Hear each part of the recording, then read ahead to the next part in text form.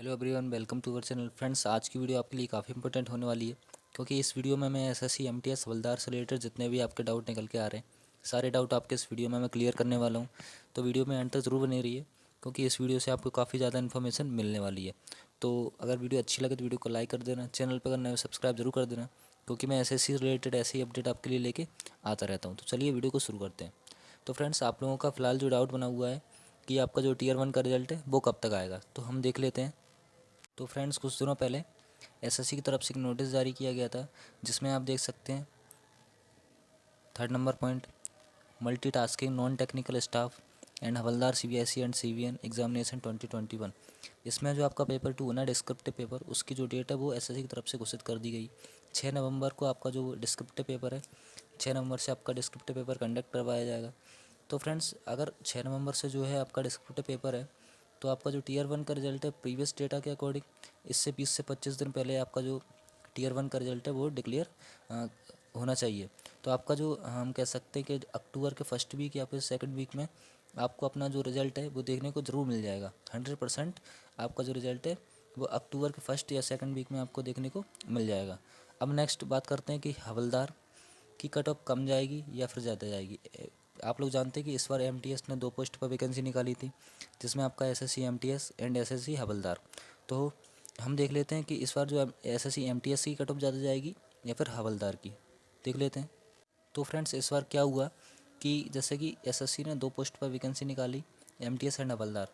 तो अभी तक क्या था, कैंडिडेट्स एमटीएस के फॉर्म ही भरते आए थे, लेकिन इस बार क्या हुआ, हवलदार के फॉर्म ऐड कर दिए गए। एमटीएस का जो एमटीएस के अकेले पोस्ट निकाली जाती थी वो 2 पोस्ट डिवाइड कर दी। तो लोगों में मतलब हम कह सकते हैं जो उसके हवलदार के लिए नॉलेज ना होने की वजह से जो हवलदार में इस बार फॉर्म फिलअप हुए हैं वो एसएससी एमटीएस की कंपैरिजन में कम फॉर्म फिलअप हुए हैं। तो कहीं ना कहीं हम कह सकते हैं कि एसएससी एमटीएस में ज़्यादा फॉर्म फिलअप होने की वजह से एसएससी एमटीएस की कट ऑफ जो है वो हवलदार के कंपैरिजन में ज़्यादा जाने वाली है। वो कितनी ज़्यादा जाने वाली है, 4-5 नंबर आपको इन दोनों में डिफरेंस देखने को मिल सकता है। अगर एसएससी एमटीएस की कट ऑफ अगर 70 नंबर जाती है, हम एवरेज ऑल स्टेट्स की मान के चलते हैं, अगर ऑल स्टेट्स की एवरेज जो कट ऑफ है एमटीएस की अगर 70 नंबर जाती है, तो आपको हवलदार की जो कट ऑफ है वो 65 के अराउंड आपको कट ऑफ देखने को मिल जाएगी। अब नेक्स्ट पॉइंट निकल के आता है कि पेपर 2 कब से होने वाला है। तो अभी मैंने आपको बताया कि जो आपका पेपर 2 एसएससी एमटीएस की तरफ से डिक्लेयर किया गया है कि डिस्क्रिप्टिव पेपर जो है आपका वो 6 नवंबर से स्टार्ट होने वाला है।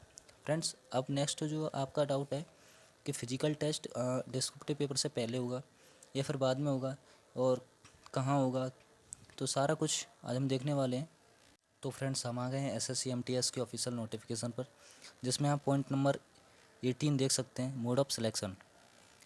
तो इसमें उन्होंने दिया है कि minimum qualifying marks in paper 1 are as follows. जो आपको पेपर 1 के लिए मिनिमम जो मार्क्स चाहिए वो इसमें दे रखा है कि 30%, ओबीसी के लिए, ईडब्ल्यूएस के लिए 25%, अदर कैटेगरीज के लिए 20%। तो फ्रेंड्स, इतने मार्क्स तो आपको लेकर आने ही है, इससे नीचे तो आपका कुछ होने वाला है ही नहीं। और बाद में जो कट ऑफ है वो इससे अलावा डिसाइड होती है। नेक्स्ट पॉइंट है the recruitment process for the post of MTS will consist of paper 1 computer based examination CBE, paper 2 descriptive and document verification. तो फ्रेंड्स, इसमें दिया है कि एमटीएस के लिए जो जो आपकी प्रोसेस होने वाली है, एमटीएस में पहले आपका पेपर 1 होना है एंड उसके बाद जो है आपका डिस्क्रिप्टिव पेपर होना है, देन आपका डॉक्यूमेंट वेरिफिकेशन होना है। ये 3 स्टेज हमें क्लियर करनी है एमटीएस के लिए। अब नेक्स्ट आता है कि हवलदार के लिए क्या रहने वाला है। नेक्स्ट पॉइंट है the recruitment process for the post of havildar will consist of paper 1 computer based examination CBA, then physical efficiency test, physical standard test, paper 2 descriptive and document verification. तो फ्रेंड्स, इसमें दिया है कि जो मतलब हम कैंडिडेट्स ने हवलदार या फिर एमटीएस के लिए पोस्ट जो हम कह सकते हैं फॉर्म फिलअप किया है, तो हवलदार के लिए क्या प्रोसेस रहने वाली है, जिसमें आपका हवलदार के लिए पेपर 1 हुआ, देन आपका physical efficiency test, physical standard test वो एक ही दिन होना है। देन आपका अगर आपने एमटीएस के लिए भी फॉर्म फिल किया है तो आपका डिस्क्रिप्टिव पेपर भी होना है। अगर आप दोनों के लिए क्वालिफाई होते हो, एमटीएस एंड हवलदार, तो आपका जो है वो फिजिकल भी होगा और डिस्क्रिप्टिव पेपर भी होगा। लेकिन अगर आपने हवलदार के लिए ही फॉर्म फिल किया है तो आपका सिर्फ फिजिकल होगा, देन आपका डॉक्यूमेंट वेरिफिकेशन होगा। अब इसमें आप लोग देख सकते हैं कि इसमें दे रखा है कि physical efficiency test and physical standard test की बाद पेपर 2 होना है आपका डिस्क्रिप्टिव पेपर। तो अब हम कह सकते हैं कि पेपर डिस्क्रिप्टिव पेपर के पहले आपका जो है वो हवलदार के लिए फिजिकल हो जाएगा। तो अगर आपका पेपर 2 डिस्क्रिप्टिव 6 नवंबर से स्टार्ट है तो आपका जो फिजिकल है उससे पहले आपका अक्टूबर में देखने को मिल जाएगा। अब नेक्स्ट पॉइंट है, for the post of MTS there will be separate categories wise state UT wise cut offs in paper 1 as the vacancies for MTS are in two age groups 18 to 25 years and 18 to 27 years. The commission may fix separate age group wise, category wise and state wise cut offs in paper 1। तो इसमें वो कह रहा है कि जो आपका cut off है वो स्टेट वाइज आपकी कट ऑफ डिक्लेयर की जाएगी। 2 एज ग्रुप के लिए डिक्लेयर की जाएगी, 18 से 25 एंड 18 से 27। नेक्स्ट पॉइंट हमारे पास, for the post of MTS candidates will be shortlisted for appearing in paper 2 on the basis of their performance in paper 1। Normalised score of the candidates will be used to determine merit in paper 1। इसमें क्या कह रहा है कि जो आपका हम paper 1 में जो आपका मार्क्स आएंगे वही फाइनल मेरिट में आपके मार्क्स माने जाएंगे। फाइनल मेरिट में जो मार्क्स आपके जुड़ेंगे वो पेपर 1 के अकॉर्डिंग ही जुड़ेंगे। पेपर 2 आपको सिर्फ क्वालिफाई करना होगा, इसके कोई मार्क्स आपको नहीं मिलेंगे। नेक्स्ट पॉइंट है, for the post of havildar candidates will be short listed in the ratio of 1/6। तो इसमें आपका कह रहा है कि जो आपका post of havildar candidates will be short listed in the ratio of 1/6। तो इसमें वो कह रहा है कि जो आपका वैकेंसी और कैंडिडेट्स में जो रेशियो में रहने वाला है वो 1/6 रहने वाला है। कि अगर आपकी वैकेंसी 100 है तो आपका जो कैंडिडेट बुलाए जाएंगे वो 600 कैंडिडेट्स बुलाए जाएंगे। नेक्स्ट पॉइंट हमारे पास, as per the provisions at para 18.4, 18.5 and 18.6 above there will be two separate lists of candidates for the post of MTS and Havaldar.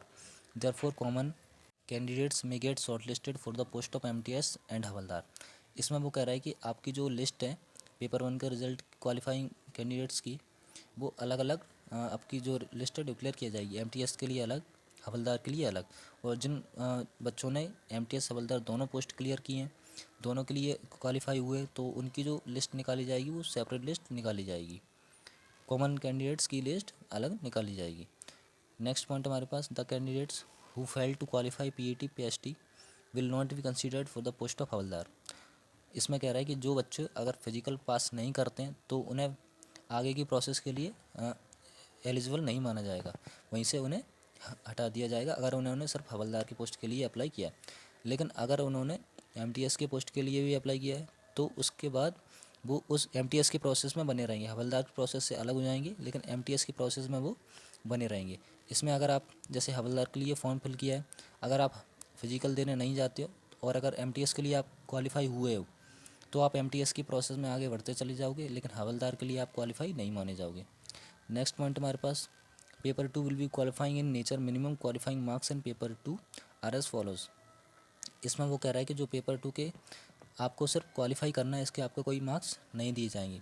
लेकिन आपको पास करने के लिए कितने मार्क्स लाना ज़रूरी है, जैसे कि आपका 50 नंबर का एग्ज़ाम होता है तो 50 नंबर में आपको 40 मार्क्स तो लाने ही है, ये जनरल के लिए है। एंड ऑल अदर कैटेगरीज़ के लिए 35 मार्क्स तो लाना कंपलसरी है, ठीक है। इसके नीचे आप तो मतलब क्वालिफाई नहीं कर पाओगे पेपर 2। नेक्स्ट पॉइंट है, for the post of MTS based on the performance in paper 1 and scoring the cut off marks in paper 2 candidates will be shortlisted for appearing in the document verification to check their eligibility as per the information given by them in the online application form. The eligible candidates whose documents are found in order will be considered for final selection.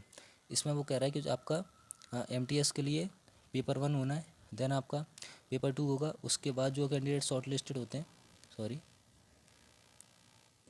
उनको final जो document verification है उसमें अगर clear करते हैं तो उनका selection हो जाएगा। निकाल लेते हैं अपना, तो हम कहाँ पर थे।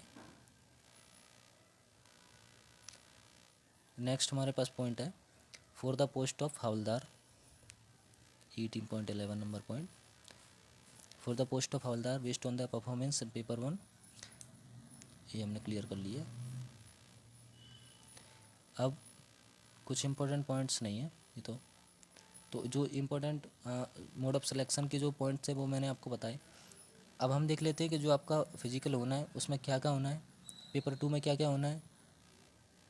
इसमें आप देख सकते हैं पेपर 2 डिस्क्रिप्टिव, तो इसमें दे रखा है short essay and a letter in English or in any language included in the 8th schedule of the constitution. Friends, आपको जो इस बार पेपर 2 डिस्क्रिप्टिव में करना है वो आपको शॉर्ट ऐसे एंड एक लेटर आपको लिखना है। और फ्रेंड्स, आप किसी भी लैंग्वेज में इसमें लिख सकते हैं। 8वीं अनुसूची में जितने भी आपकी भाषाएं दी हैं उन भाषाओं में आप किसी भी भाषा में ये लिख सकते हैं, लेटर एंड ऐसे। अब इसमें लेटर भी 25 मार्क्स का हुआ, ऐसे भी 25 मार्क्स का हुआ, टोटल मिला के 50 मार्क्स का जो है आपका डिस्क्रिप्टिव पेपर होने वाला है, जिसमें आपको 45 मिनट्स का टाइम दिया जाएगा। लेकिन जो candidates 60 minutes for the candidates eligible for the scribes as per para 8.1 and 8.2। तो इसमें वही दे रखा है कि जो कैंडिडेट्स डिसेबल्ड है या फिर अदर, तो उनको लिए 60 मिनट्स दिए जाएंगे। नेक्स्ट पॉइंट है paper 2 will B descriptive type in pen and paper mode in easy which the candidates will be required to write a short essay and a letter in English or any language included in the 8th schedule of the constitution। वही point दे रखा है कि जो आपका आप किसी भी language में इसको लिख सकते हैं।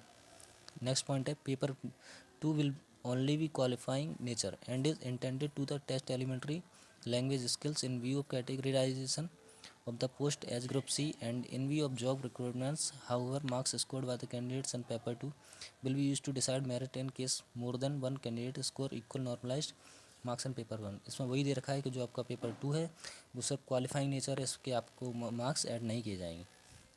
नेक्स्ट आपका पॉइंट है, तो ये इंपॉर्टेंट पॉइंट्स मैंने आपके सामने डिस्कस किए। तो उम्मीद है वीडियो आपको पसंद आई होगी। वीडियो अगर पसंद आई तो लाइक कर देना, चैनल पर अगर नए सब्सक्राइब जरूर कर देना। तो मिलते हैं नेक्स्ट वीडियो में। जय हिंद, जय भारत।